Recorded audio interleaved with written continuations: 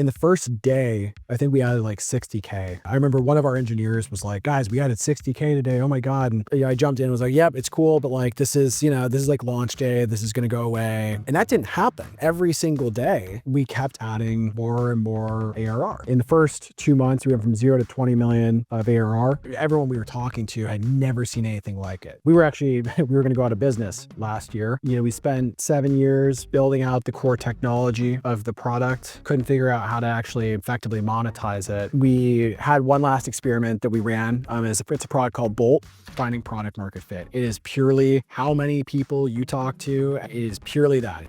People that are maybe early in their product career to kind of have lots of cool ideas about things they could build and whatever that are not really attached to the reality of the actual end user customer using the product, what they're trying to do with it, the challenges they're currently running into with it. One of the things we really invested in early on with Bolt was like community. We've hired in a couple of folks who their entire job is just talking to our users. And so I think that's really the only way you can meaningfully scale the full cycle of user feedback is just having great people that are in your community or on your actual core team. That's their entire job and they're all working together. You have to learn how to be intellectually honest with yourself. And it's like, am I not giving up because that's what people say you should do? Or am I not giving up because I actually really, I have conviction in this and like, I just want to see this. I really want to see this made possible. I think the only way I learned how to determine when it was time to pivot versus time to iterate was just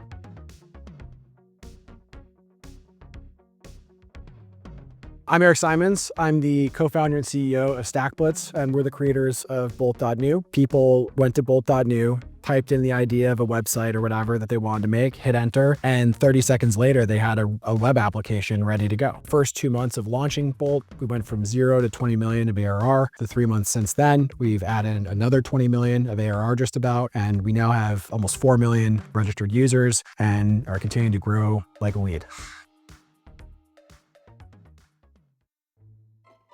I liked computers from a pretty early age. I was like building computers, like gaming computers and that sort of thing. That was actually when my co-founder and I met, was when we were, I think around 12 or 13.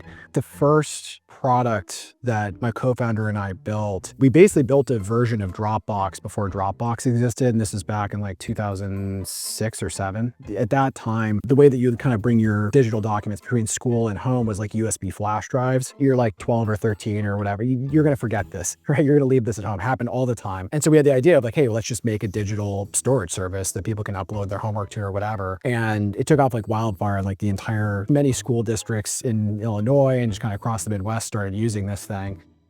I think at that time I was like 18 or 19. I'd come out to Silicon Valley. We had gone through one of these accelerator programs. At that time, they would give you like 20K. So we went through that money and then we're out of money, but the product wasn't ready to launch. And so I was like, what do you do? We just so happened to have access to the AOL building at that time because one of our investors was renting office space out of there. So I had a key card to get into the AOL building. And so there's couches here. I could sleep on the couch. There's a gym. And so they have showers. I was 19. Expectations for quality of living are pretty low, I think, at that age. And so I ended up just starting to live out of their headquarters.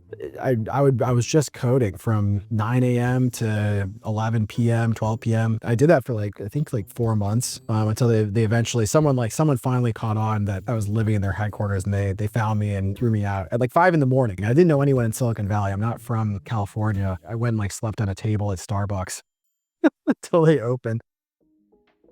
Thingster was a company that we didn't really intend to be a company. Basically, we had a whole bunch of different startup ideas we were trying on the side. We were building lots of different web applications as a result for each of these startups. To stay afloat, we were like, okay, we actually know a lot about building web applications because we're doing it so much. We could probably teach folks online and, charge for our courses and make money to keep us afloat so we can keep trying other ideas. Kind of the funny thing is of all the things we were working on at that time, Thingster was the most successful of all of them. We were teaching a lot of people. So we had I think it's 100,000 something people that were using this site to learn how to do web development. And the biggest problem that people learning were having, this is common with anyone that's learning how to program, is not even learning how to write the code, but it's actually setting up your development environment, which is basically means setting up your computer to be able to even run code. That is a huge challenge. Whether you're a beginner or you're an advanced developer, we were running into this problem with the people using Thingster. If they just couldn't get this stuff set up in their environment environment to even learn how to write the code. And we had the realization like, okay, actually, it should be possible theoretically to just kind of like run an entire dev environment inside of the browser itself. Not using servers, not even install anything locally, like we can actually run it in a web page, inside of a browser tab. And we were looking at all these different technologies that are released in browsers, and we were like, someone must have done this already, right? Like, because we were just trying to solve our own problem. We weren't trying to start a company. Like we were just trying to teach people on Thinkster. We looked around and there was just nothing. There was nothing that could actually do it. I kind of knew that this is like something very different at that point, because it was like, I'd never run it across something like this where I kind of technically knew the underpinnings that this should be possible, but yet no one had gone and done it. That key insight was really what led us to start Stackblitz, because we were like, okay, well, that would be huge for people learning how to code, to not have to set up environments. It would make it way more accessible. People could just use this as an environment to just keep building in. Like, why would you even need to set up a local environment necessarily? So that was kind of the origin story of Stackblitz, and it came out of Thinkster directly.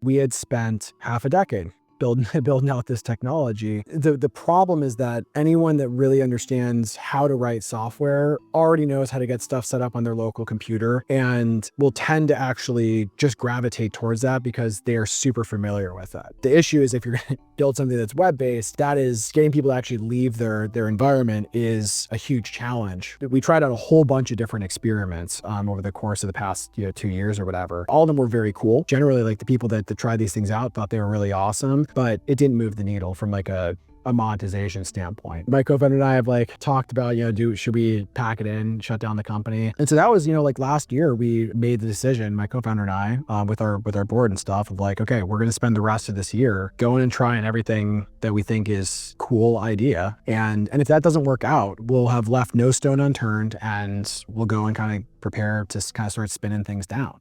How would I walk away from this knowing that I gave it everything I had? Like last year, as this was kind of going on with the company, I also had my first child. And if you talk to anyone that has a kid, you don't get a lot of sleep. It's pretty high stress. So I had a lot of challenges kind of going on just from the personal side, the work side. I woke up one morning last April after my daughter was born, and I was like, I'm going to do an Ironman, like a full Ironman. And it was like 6 months from that.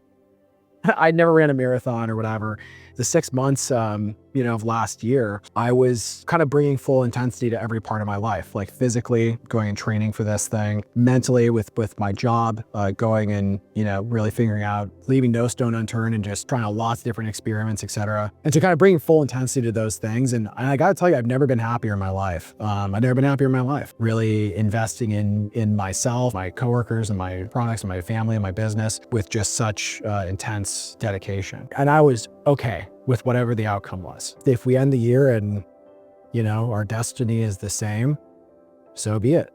Let the universe, let the universe decide, right? I've done everything that I possibly can do. And Bolt was like the last experiment we had before we're going to kind of start winding things down. What Bolt allows you to do is like to actually, using just text, you can type in an idea of an app or a website you want and it'll build it. The launch strategy for Bolt was like, we put out a tweet. Like that was it. There's no blog post, there's no press release, so it's just like a tweet. And that tweet ended up going viral. So what ended up happening is people, they saw our tweet, they went to Bolt.new, typed in the idea of a website or whatever that they wanted to make, hit enter, and 30 seconds later, they had a web application ready to go. In the first day, I think we added like 60K. I remember one of our engineers was like, guys, we added 60K today. Oh my God. And I jumped in and was like, yep, it's cool. But like, this is like launch day. This is going to go away. And that didn't happen. Every single day, we kept adding more and more ARR. In the first 2 months, we went from 0 to 20 million of ARR. Everyone we were talking to had never seen anything like it. It was, just an unbelievable shift in the destiny of our company. This episode is sponsored by Attio, the AI-native CRM for the next era of companies. Connect your email and Attio instantly builds your CRM right before your eyes, with every company, contact, and interaction you've ever had enriched and organized. As an entrepreneur, every email and meeting is an opportunity to learn more about your client. Attio helps you do just that. Attio's call intelligence feature records your meetings and gives you AI insights both during and after your customer calls. That's not all. You can use the AI research agents to qualify leads, identify expansion opportunities, and more. You can then build AI-powered automations to tackle some of your most complex business processes, allowing you to focus on what's important: building key relationships while Attio does the rest. Join thousands of companies who are already using Attio to power their businesses. Visit the link in the description to begin your 2-week free trial with Attio.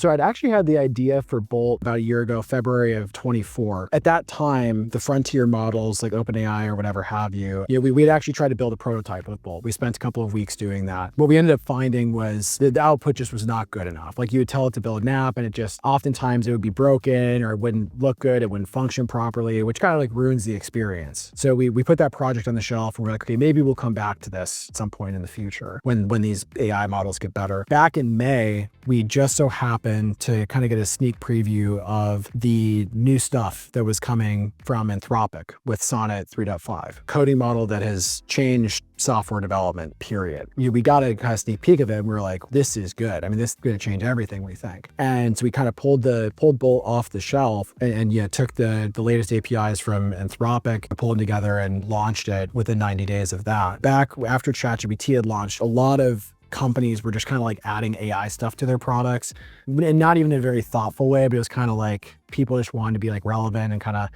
show that they had an AI strategy. And we didn't, because we were just like, we don't see the value of this. It's not clear how this is actually going to make the experience that much better, right? And all of our competitors were churning on AI ideas. We held off because we didn't have conviction on it. I think in retrospect, the right move. And when we did find the right thing, we went all in. And you kind of look at like the competitors that we were going up against then versus now, it's like a lot of them have either shut down, some of them have kind of started to pivot to AI, but like from like a user and revenue perspective, it's like Bolt is the number one thing.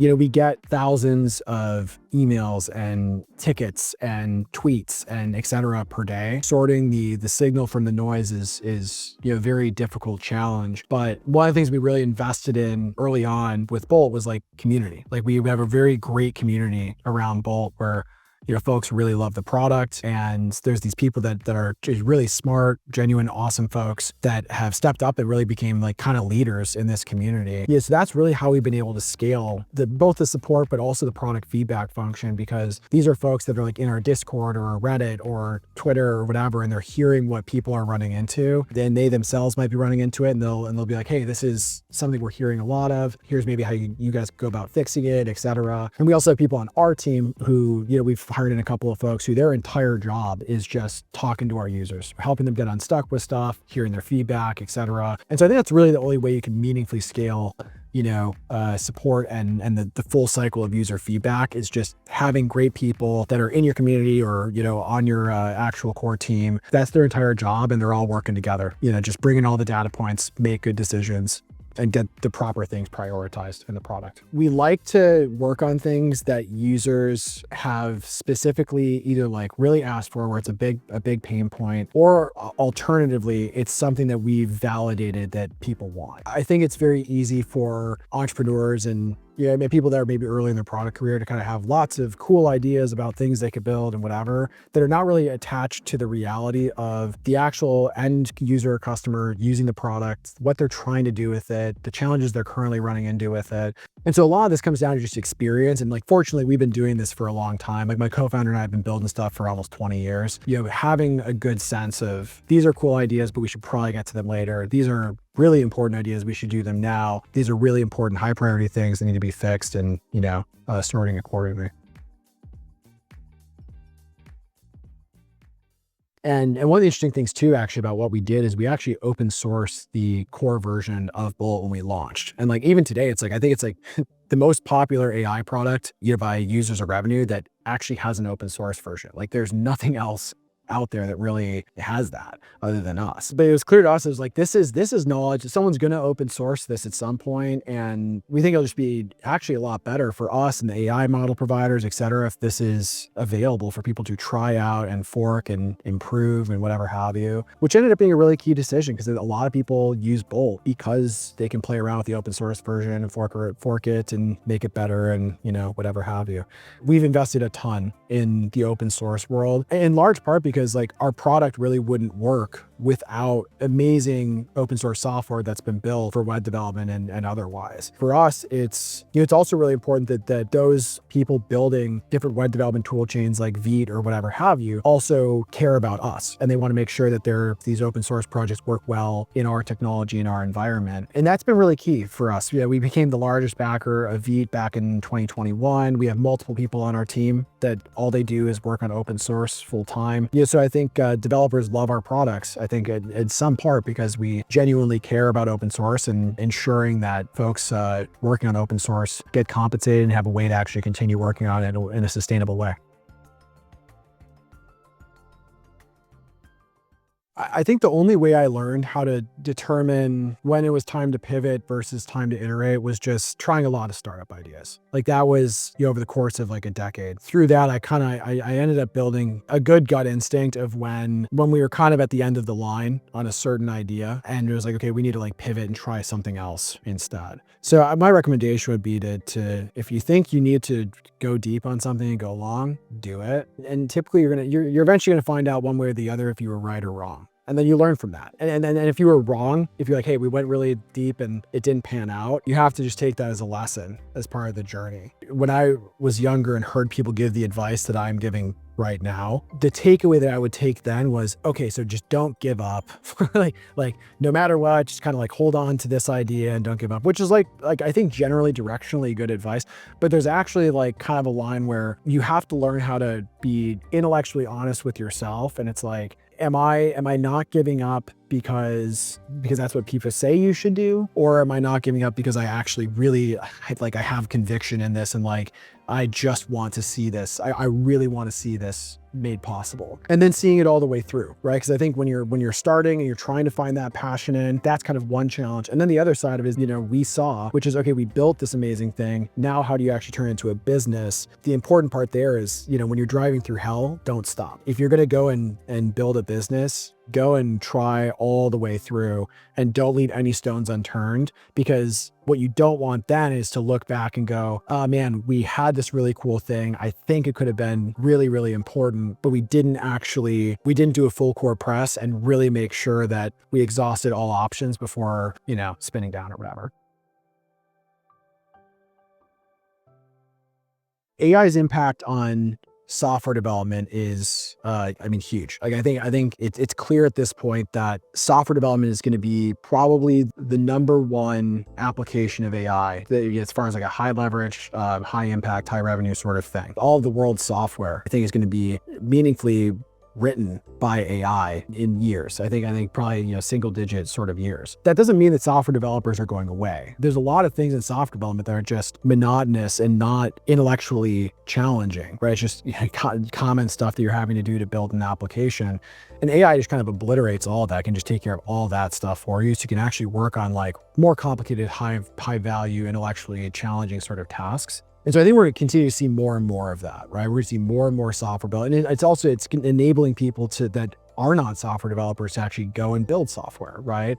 Whether you have an idea for a website or an app, like you can go to Bolt today and do that. The next 5 years of Bolt, I think it's going to be something that from the Fortune 100 to 10-year-olds, people are building the future of how you stream movies online, how you check your bank account using a mobile app, to a game that a 10-year-old had the idea of, right? All of these things. And some of that stuff you can even do now with Bolt, right? But the quality and the scale of what you're going to be able to do this stuff is going to be giant, right? Compared to what you can do now. Yeah.